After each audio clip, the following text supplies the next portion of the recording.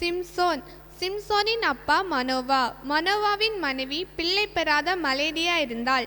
அப்போது தேவன் அவளுக்கு தரிசனமாகி, நீ கர்ப்பம் தரித்து ஒரு குமாரனை பெறுவாய்.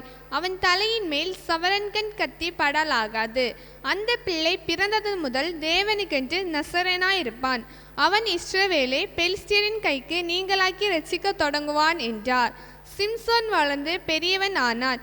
பெலிஸ்தியர்கள் அவனை கொன்று போட தீர்மானம் பண்ணி அவனை வளைத்து கொண்டார்கள்.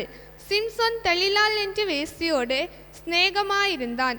பெலிஸ்தியர் சிம்சோனை கொன்று போட தெளிலாளிடம் 1100 வெள்ளிக்காசுகளை கொடுப்போம் என்றார்கள்.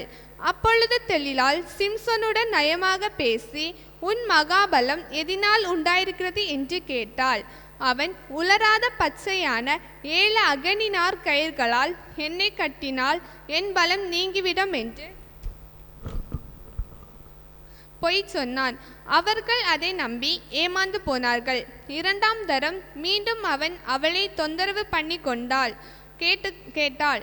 அப்பொழுது அவன், இதுவரைக்கும் ஒரு வேளைக்கும் வழங்கப்படாதிருக்கிற புது கயிர்களால் என்னை இருக்க கட்டினால் நான் மற்ற மனுஷனை போலாவேன் என்று பொய் சொன்னான்.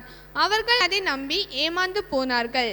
3ஆம் தரம் அவன் மீண்டும் அவளை தொந்தரவு பண்ணினதால் அவனின், என் தலைமயிரின் 7 ஜடைகளை நெசவநூல் பாவையோடு பின்னிவிட்டால் போதும் என்றான். இந்த முறையும் அவர்கள் ஏமாந்து போனார்கள்.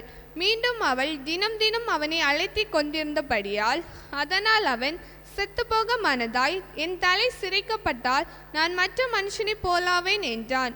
அவர்கள் அவன் தலைமயிரை சிரைத்து போட்டார்கள். அவன் மகாபலம் அவனை விட்டு போயிற்று. அவர்கள் அவன் கண்களை பிடுங்கி விலாங்கு போட்டு சிறைசாலையில் மாவரைக்க பண்ணினார்கள். இப்படி சிம்சோன் தேவ வார்த்தைக்கு கீழ்ப்படியாமல் போனான், தண்டனை பெற்றான். கீழ்ப்படியாமையின் பிள்ளைகள் மேல் தேவ கோபாக்கினை வரும்.